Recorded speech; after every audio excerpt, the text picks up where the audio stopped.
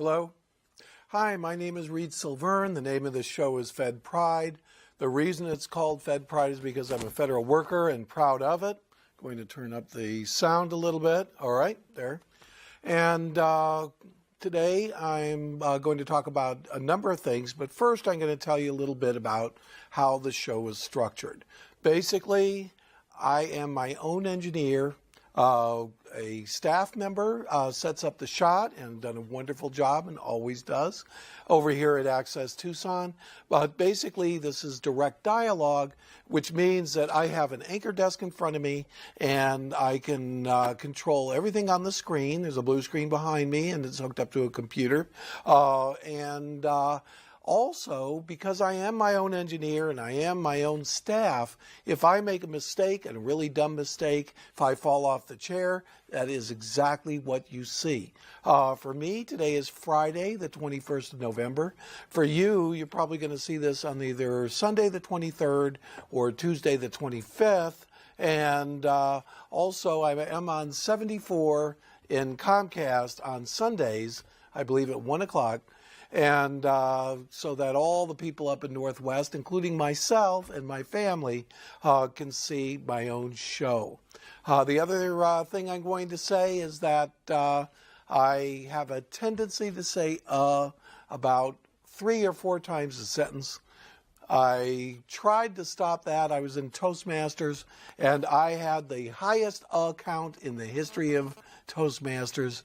And I've finally decided that I just cannot keep a flow of conversation unless I say So please forgive the uhs. I'll work on it, and I'll watch myself. As a matter of fact, only being able to watch myself on DVD and not directly on TV, I was unaware of the count that I engender over here. So what am I going to talk about today? Well, today, Friday, the market slightly recovered from a collapse that's been going on for about a week. The Dow actually reached a level that it hasn't reached since 2003. The S&P dropped to the lowest level since the bottom of the dot-com collapse, even lower than that. And the S&P went all the way down to 750 and even lower into the low 700s, and an astounding drop. And today just recovered back up to 800. Now, by the time you see it, if you see it on Tuesday, it could be at 500 or it could be at 1,000. It's hard to say. And of course, because this is live to tape, anything I say is going to be very obsolete by the time you see it. So what happened today that caused the market to turn around slightly? Well, what happened was there was a leak. There's been a bunch of leaks and non-announcement announcements in the Obama transition team as to who is going to be the Treasury Secretary. And the name that was mentioned is Tim Geithner. I've mentioned Rudin and Summers, and I was wrong. It was the third guy who had been part of the short list, and he is the chairman of the New York Federal Reserve. He was a key player in the bailouts and also a key player in recovering and saving the commercial paper market that could have collapsed all of the store, the grocery store, the Target, the Walmart. All of that activity is based on inventory loans and commercial paper. There was a danger around September that the commercial paper seized up because the same fools that put together and pools of mortgages and issued securities, issued CDOs and derivatives. We're doing the same thing to commercial paper. We're doing the same thing to car loans. We're doing the same thing to student loans, and basically, and the same thing to commodities as well. Some of the markets were saved, but some of these markets lost the method that they had done business before the securities and derivative thieves got into the loop. That's what happened to car loans, as I explained last week. and now its credit card debt is collapsing. There's basically no market in credit card debt. If a company issues a credit card and has a balance, it can keep it, it can maintain it. However, they cannot sell it because that was taken over by derivatives, and the derivatives are worthless and frozen because the basis of most derivatives is fraud.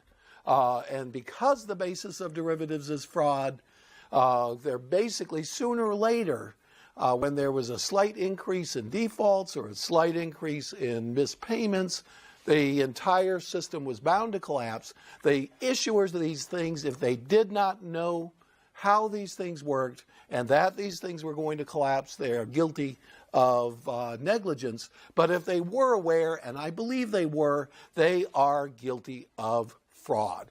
I've said that before. I'm going to say it again. The people that issued derivatives that were pass-through or pay-through, that issued derivatives that were not shares in the underlying assets, were cheats and thieves and frauds. And what does that make them? That makes them liable for what we call Rico, the Racketeering Act. Now I'm going to pull around a piece of paper over here. I don't have in front of me the definition of Rico, R-I-C-O, but it's basically the Racketeering Act that allows the government, basically set up to catch mafia figures and drug kingpins, to seize all of the assets before any conviction has occurred. Why does it allow that? I'm going to see if I can get rid of the title, and I did. A technical success for Reed Silvern as the engineer of the show. So what happened there? Basically, Rico was set up to catch kingpins of mafia and drug dealing organizations. Basically, the kingpins insulated themselves. They did not commit the basic crime. They ordered others to commit the crime. And consequently, it got very, very difficult, especially since they were intimidating witnesses, buying juries, had the best lawyers that money could buy, and they had more money than anybody else.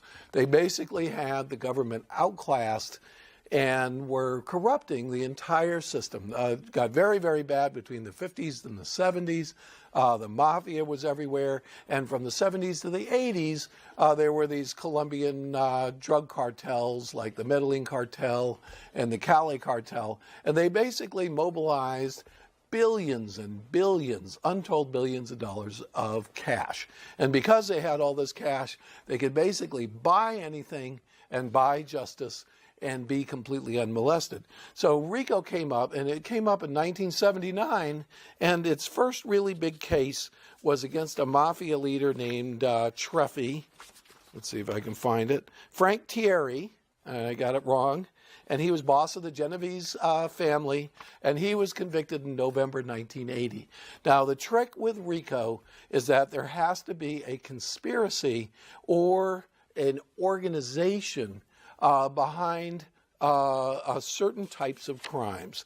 And most of those are what everybody would know as a criminal enterprise: gambling, murder, kidnapping, arson, bribery, extortion, and so on and so forth, that mafias and drug dealerships do. However, in among those is fraud and money laundering.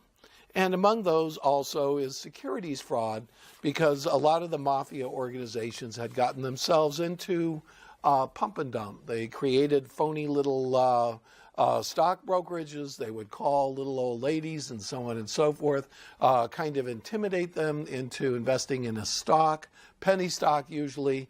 That would increase the price of the stock, and then the mafia organization would sell the stock. It would pump up the price and then sell at the top and make an illegal profit and leave the victim of this fraud with nothing. So sometimes taking away life savings of not very wealthy people, and usually intimidating particularly old and sick people. So that's basically why that's on the list. But what does that do? That means that the people who cheated and lied and created the debt securitization that has caused the crisis that we have today, that destroyed the market in reselling car loans, so that now the car industry is going out of down the drain because you need a 700 credit score to buy a car that's guaranteed by insurance on the one hand and repossession on the other, and supposed to have the certain value. And when repossessed, the borrower gets his credit back. Also, the debt securitization or the derivatives were issued against student loans, and the student loan industry is almost collapsed with the exception of government-supported student loan companies like Sallie Mae, which were basically taken over by the government. And of course, everybody knows about the subprime mortgages, and that's the worst. As I said before, doesn't make sense that if the default rate is 6% and therefore 94% of the mortgage loans are good, and a lot of those are big loans. So it's probably even more than less than 6% of the value, total value of all mortgages. And even if it is 6% default rate, most of those houses are foreclosed on, they're resold, they have a value. And even if they sell it only half, that means that any pool of mortgages, on average, is worth at least 97% of its value. So how can these things go to zero? Well, the reason they went to zero, and I found a very good article about it. I've talked about it before. But it's been supported by this article that I found. It was written in 2000 by a tax attorney who wrote a book on the taxes, how to avoid taxes on debt securitization specifically. And basically what he says here, and I've been saying it, I knew it, but I didn't, I had one piece of proof, and this is a second piece of proof, that basically when they issued these derivatives against mortgages, against car loans, against everything else, the buyers of the derivative did not own the actual asset. And this particular article here explained what the reason is. And the reason is that when the issuer of a derivative actually sold the derivative as a share of the pool of mortgages, they would have to pay taxes on a sale, what in tax law is called a true sale. So they would do anything to avoid that. And that's why the structure of the derivatives said that it was a claim on the cash flow of the pool of assets, whatever they happen to be. Now, there were two kinds. There were fixed assets, and then there were what they called revolving assets. The fixed assets at least make a tiny bit of sense, but not a lot. If you have 1,000 mortgages, averages at 6% interest rate, people are paying their mortgages, you could expect to yield 6% and be able to pay a bond. And basically what these were bonds, but unlike other bonds, they weren't issued by the company that had the mortgages. Why? Because of another little quirk. If they were a corporation, the issuers of these derivatives, they would have to pay taxes. So they got around it. They created weird partnerships and limited partnerships and so on and so forth. And I wondered when I was researching this, why the names, you hear Barclays Bank would have a division that would issue these debt securities, but the debt securities were also always such and such LLC or such and such partnership or so on and so forth. Well, they did not want to be responsible. Now, I can understand buying a bond from GE, General Electric, or a big giant company, a big bank, or Alcoa that owns and makes most of the aluminum in the world, they're probably going to make their payment in order to keep their credit rating, and those are probably pretty good.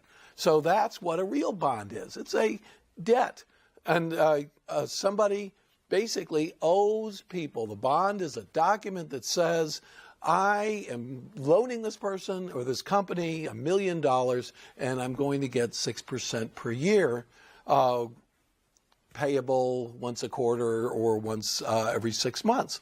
So a bond is a pretty safe investment, at least up until now, and everybody can understand bonds. They're fixed income. You have a certain amount that you claim and that you're going to get unless that company completely defaults. And even if it does, you are right after the IRS. However, these were presented as bonds. They were sold as bonds, but these derivatives are not bonds. They are claims on cash flow that are backed up by credit swaps. They were air to begin with, and they're still air.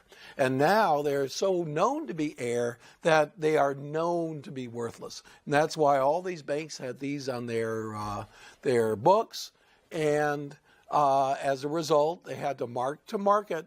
And if the market is, I can't sell these for anything, basically they're worthless, in which case the bank has to show losses. One of the problems early in the crisis is that if a bank showed a loss of $1 million, they could not loan $20 million.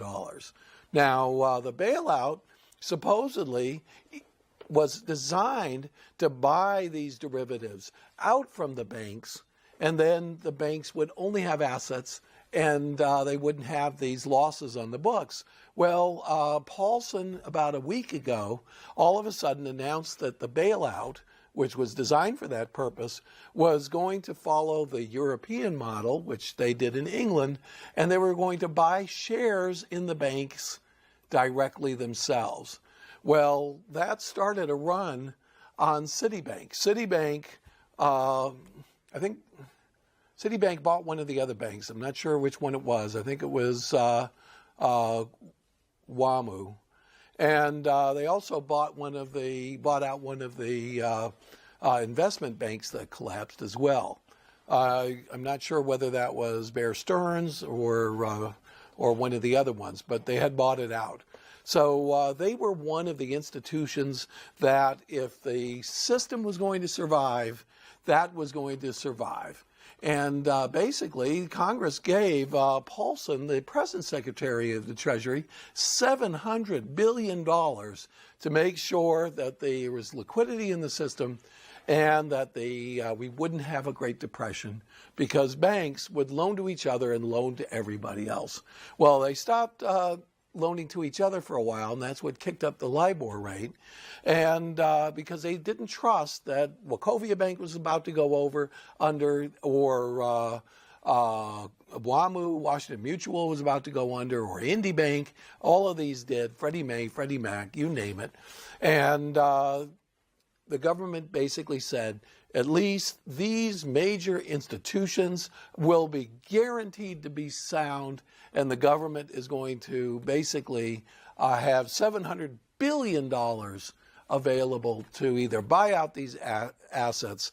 And now, all of a sudden, they're saying, well, no, we're not going to buy the assets. We're not going to buy these horrible securities, these horrible derivatives, these cheats, these thieves, that issued, that should have known and probably did know would be worthless if the normal economic activity, if a normal recession came by, they would be rendered worthless. So what happened? Well, Paulson comes right out of nowhere and says, well, I'm not going to buy these toxic derivatives out of these banks. So I'm just going to buy some shares in the banks so they'll have some money. And a lot of people started running Citibank, and Citibank now stock, I think as of today, which is Friday for me, down to $3 a share. Basically, You can buy a cup of coffee at Starbucks, and it'll cost you more than a share of Citibank. And this is a bank that was at 40 or 50 just a couple months ago. So again, the stupidity compounded with not bailing out the three American car companies, GM, Ford, and Chrysler, allowing major institutions to teeter on the edge and possibly go under the way Lehman Brothers did, is also putting our entire economy at risk. Now, what can we do about it? Well, what we can do about it is say, here are the major institutions, and we're not going to let them go under, which is basically what happened in September and October. Paulson, who is now a lame duck, he's sitting on $700 billion, of which he has authorization to use $375 billion worth, and he won't use it for the right purpose.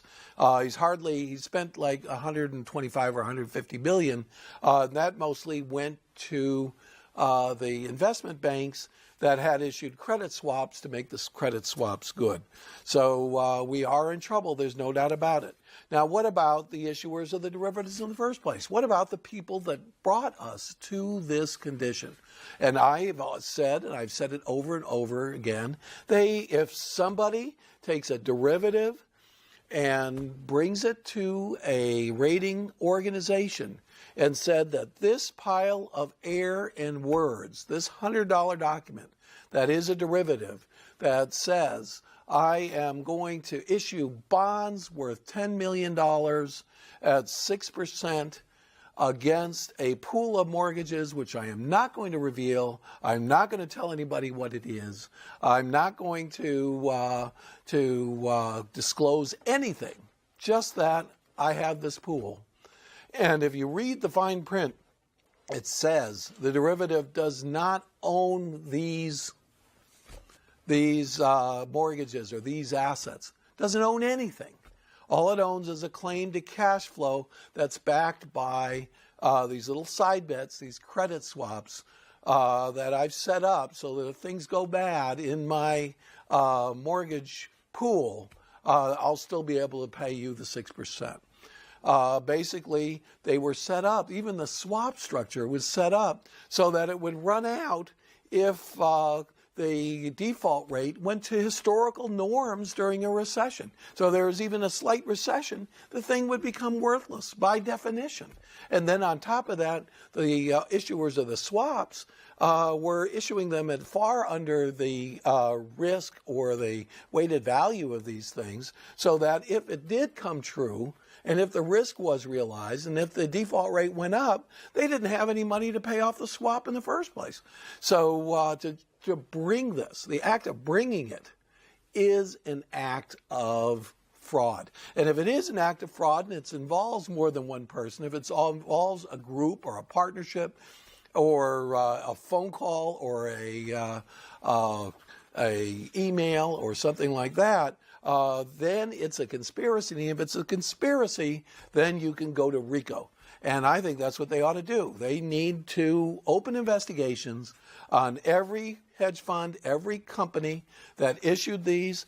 And an interesting little wrinkle about the Rico law is that if an individual figures it all out and brings it to the court that there's been a fraud, an individual could get 3 times the value of the fraud. Now, you figure that some of these derivatives that have collapsed the mortgage market were in the billions and billions of dollars. Somebody could actually recover quite a bit. Of course, that money's not there anymore, so they probably wouldn't recover anything. But the other thing about Rico is you can seize their house. You can take the chairman of Goldman Sachs or the Goldman Sachs derivative division, and when he comes up to the courthouse in his limousine, you could walk right out there and seize that limousine for the government. Seize his mansions, seize his fees, seize his bonuses, and keep them for the federal government until and unless he's convicted. My name is Reed Silver, and the name of the show is Fed Pride. The reason it's called Fed Pride is because I'm a federal worker, retired, proud of it.